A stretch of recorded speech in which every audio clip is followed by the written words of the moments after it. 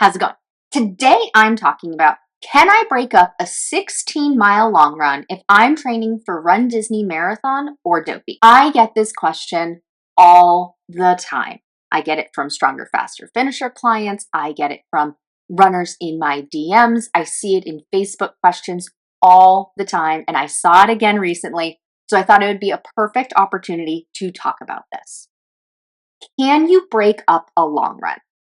You may see lots of more experienced runners, elite runners talking about breaking up a long run.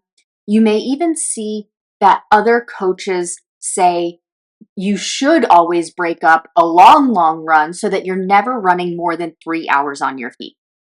Well, for the slow, back of the pack, or injury prone runDisney runners who are doing run walk intervals, that may not be the best recommendation. So for one, I recommend ignore the don't run past 3 hour rule, because for a slow back of the pack runner, your marathon is probably going to take you about 7 hours.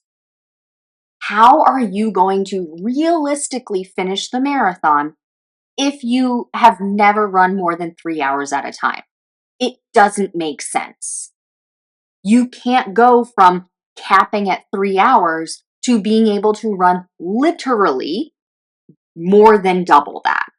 It is not realistic, and it could be a recipe for disaster, a DNF, an injury. We don't want that. So those are some recommendations that you may hear.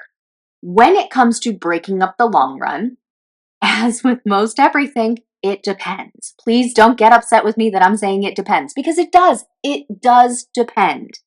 If somebody gives you a straight shot answer and knows very little about you, please don't take that advice from somebody. I am giving out general advice here in the podcast. Of course, if you want specific guidance for you, that's where Stronger, Faster, Finisher comes in. I give that direct guidance because I know you. I know what's happening. I know what your training has been like. I know what pace you're going. I know what your injury history has been like, and I can make very specific recommendations for you. This podcast, thank you so much for listening, is more general. So there are going to be some questions that will come up. So the first question is, have you ever run 16 miles before? If the answer is no, this is my first time training for a marathon, my first time training for Dopey, I've never run that far before, I don't recommend breaking up that 16 mile unless you can do that 16 miler again. Now, if you are listening to this in real time, Dopey is coming up. I do hope that you are beyond 16 miles at this point, but you might not be. And that's not the end all be all. I'd rather you be a little bit undertrained than overtrained going into marathon weekend for the marathon Dopey, even the half marathon, the 10K or the 5K. Because, you may hear things like, well, follow the 10% rule. You need to increase by 10%. I say that. I believe that. I recommend that. However, life gets lifey. Sometimes the ideal situation doesn't happen and we need to be realistic. And sometimes we just don't get all of the miles in, and that's okay. I do have specific ways on how to maneuver that and manage that. So things like, if you have had an injury and you couldn't get all the miles in for whatever reason, your doctor, your medical provider said, no, you can't run yet, but you signed up for Dopey 9 months ago. Or, you are able to run that,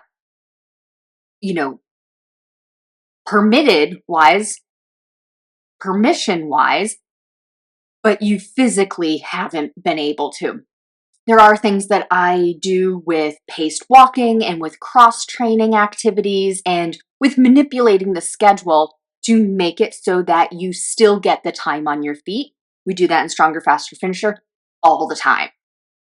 That is something I, humble brag, am very good at because I've seen it.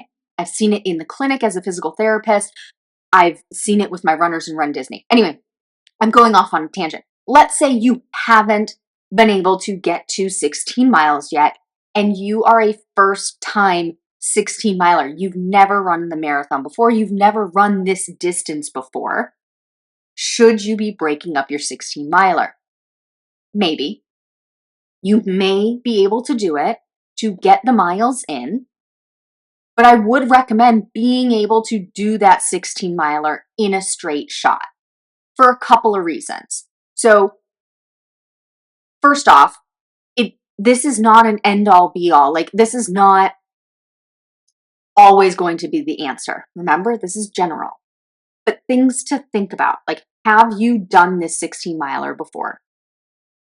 What's the reason that you have to break it up? Is it convenience?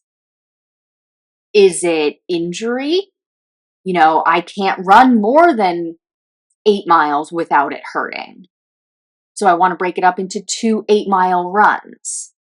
I have a vacation. The most recent one I saw is somebody's going to be at Disney World when they're supposed to be doing their 16 miler, and they know it's not realistic to do 16 miles at Disney for them because they're going to be in the parks all day. They're on vacation. They're going to be having fun, but they're training for the marathon.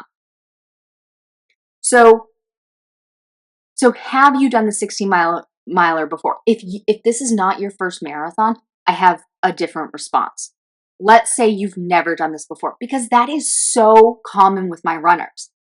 Dopey is a big deal, and runDisney is so inclusive that so many runners think, oh my God, that would be so cool to do the Dopey challenge, to get all of those medals. I love Dopey. You know, whatever the reason is, I want to do a marathon, so I might as well do Dopey, right? Like, that's a thing you hear in the runDisney world. And that's fine. I'm here to help you train for it because it's a big deal. So if you've never run 16 miles before and you can't run 16 miles because it hurts too much to go above a certain amount, I would say, yes, break it up. However, you also need to take into consideration you're going to be doing 48.6 miles over the course of 4 days. You're going to have to run more than 8 miles for 2 of those races. So something else needs to change. This isn't the case for this particular person that asked the question in a Facebook group. Their case is they're going to Disney World. Yes, you can break it up. What I would actually recommend instead is have fun at Disney World. Don't worry about going for a run. Use time on your feet that weekend to be your training. I call it cross training in that aspect because you are on your feet. You are getting probably 20,000 steps in at the park and you're standing that amount of time. That isn't for nothing, right? Like, you can't use that as your whole training strategy, but you can use that and you should, because we aren't elite runners in this crowd, right? Like, I'm talking myself, the people listening to this podcast, the runners in Stronger, Faster, Finisher. We're looking to have a good time. We like shiny medals, or we like the shoes, and we like Disney, and we want to combine it all. So let's make this work for us and not put too many restrictions on it. So I'd say just have fun at Disney. Do the 16 miler the week later, right? Like, you're still getting time on your feet. You can still get the 16 miles before race day. And then you kind of wing it on race day, so to speak. Of course, you don't wing it. You strategize.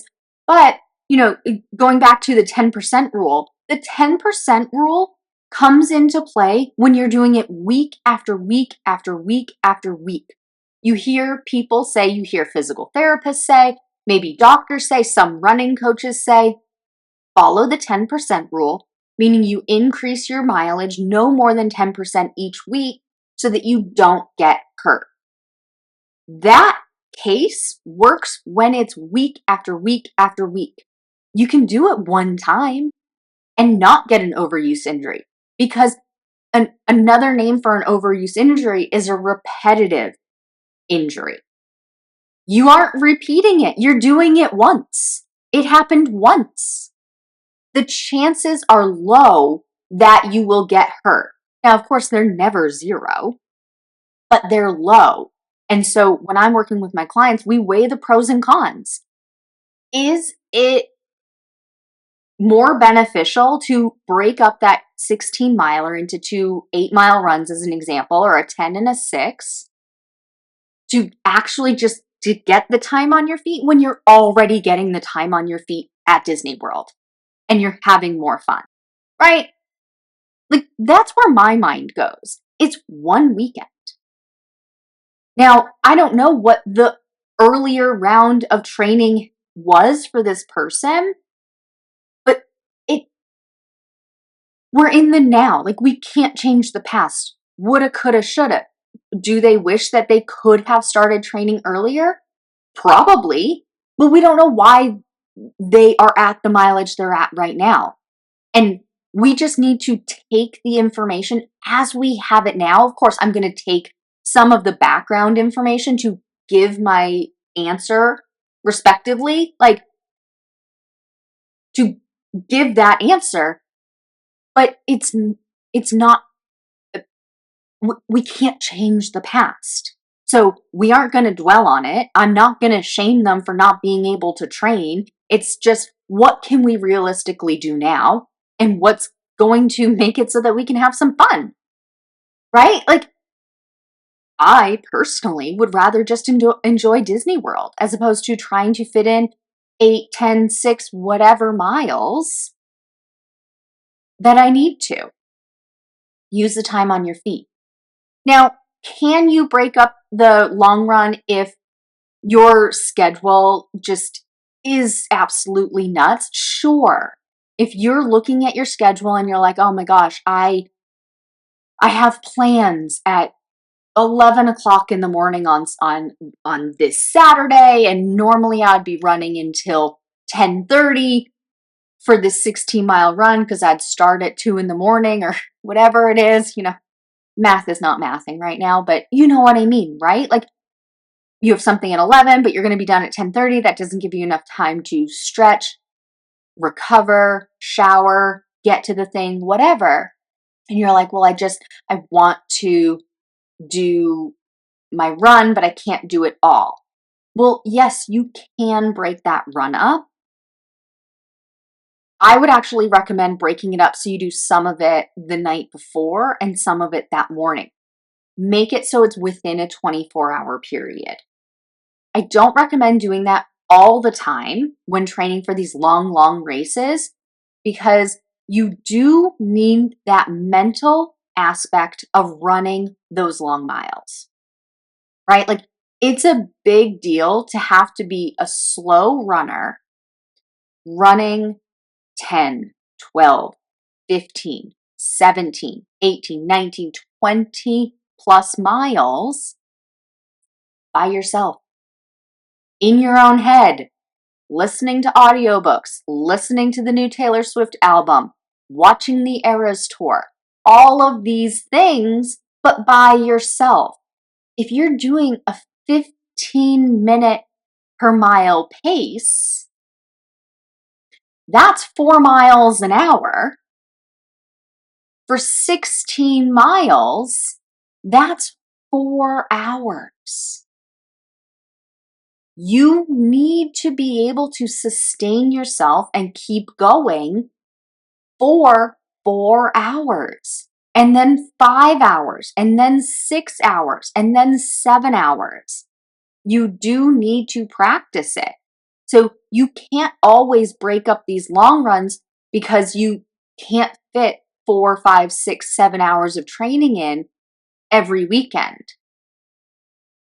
I would have you take a step back and think, do you really want to train for this marathon if that's the case? Because training for a marathon, now, of course, you're not doing 4, 5, 6, 7 hours every weekend, but I tell my runners, in the beginning, like the ones who are like questioning the timeline of things, in the beginning, tell your family you need 7 hours on long run day. So if that's Saturday, Sunday, Monday, whatever day of the week it is, you need 7 hours every single weekend. You're not going to take it every single weekend. You will toward the end, but set realistic expectations that every weekend or every long run day for 6 months, I'm out of commission for 7 hours. If you think that's what the marathon's going to take you. If the marathon's only going to take you 5 hours, well, you don't need the full 7. Or maybe you do with stretching, recovery, and shower afterward. Maybe you do. But you can't always break up the long run and cap it out at 10 if you need to be out there and have that mental fortitude to go 15, 16, 17 to 26.2 miles on your own. So you can't always break up that long run. Every once in a while, if you just notice life got lifey and you just can't get it in, yes, within a 24-hour period, so a nighttime and then a morning run, or a morning run and same day nighttime run, absolutely you can. It's not the ideal situation for slow back the pack or injury prone runDisney runners, but it can work on occasion.